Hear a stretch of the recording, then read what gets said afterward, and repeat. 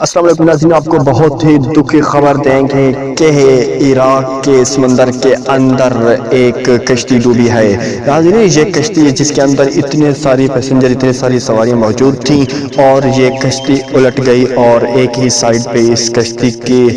بھاری وزن ہونے کی وجہ سے یہ کشتی الٹ گئی، اور اس کشتی کے اندر کتنے لوگ مرے ہیں اور کیا کیا ہوا، اس سب کی تفصیلات آپ کو بتاتے ہیں۔ لیکن اس سے پہلے اگر آپ نے ہمارے چینل کو سبسکرائب نہیں کیا تو پلیز سبسکرائب کر دیں اور ویڈیو کو بھی لائک کر دیں۔ ہمارے چینل کو سبسکرائب کرتے ہوئے بیل آئیکن کو بھی پریس کر دیں۔ ناظرین، یہ عراق کے ساحل کے سمندر کے اوپر یہ کشتی ڈوبی ہے، اور اس کشتی کے اندر بہت سارے